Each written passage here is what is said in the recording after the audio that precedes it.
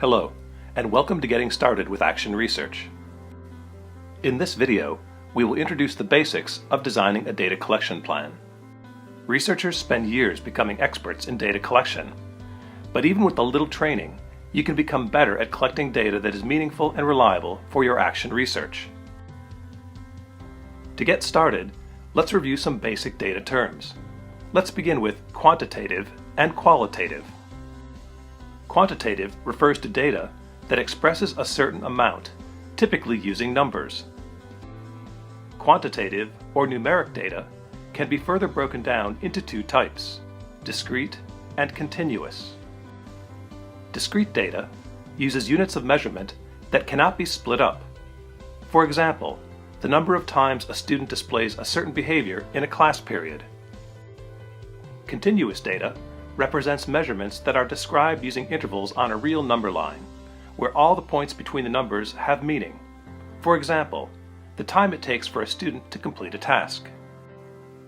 Qualitative data refers to descriptive accounts that characterize but do not measure the attributes, characteristics, or properties of an existing situation or experience. For example, a piece of reflective writing that describes a student's reaction to a new type of activity. Two more key data terms are validity and reliability. Validity is the extent to which an assessment measures what it claims to measure.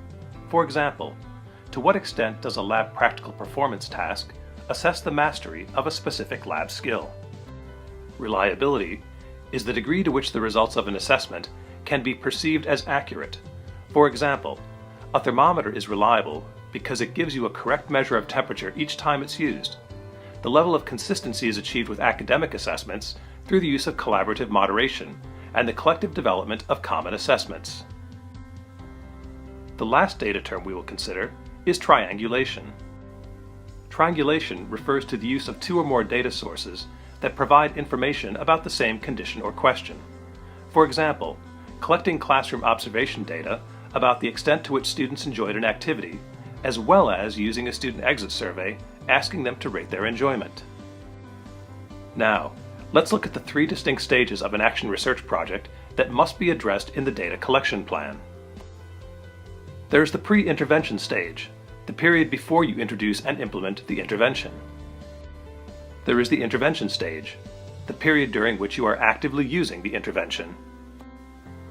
And there is the post-intervention stage, the period immediately following the intervention.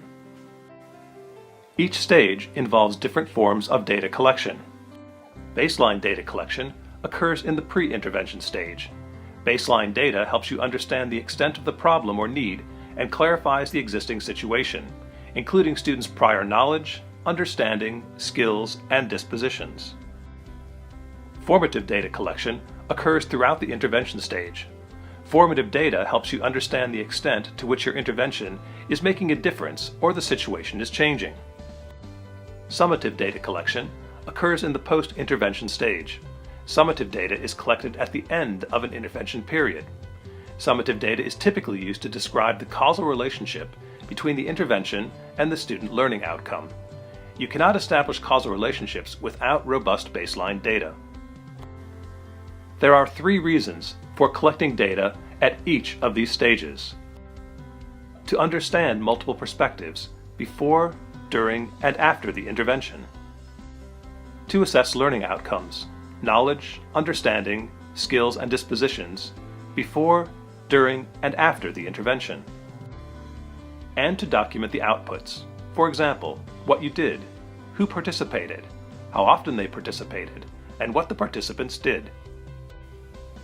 There are distinctive data methods for collecting each type of data.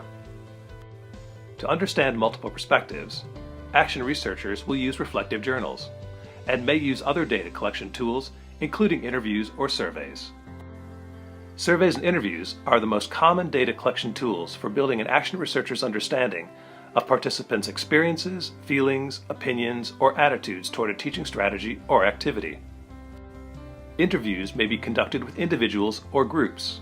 They may use a structured set of preset questions.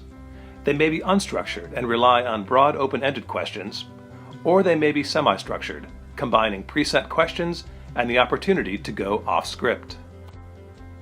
To assess learning outcomes, action researchers rely on a range of commonly used classroom assessments as well as observations of learning.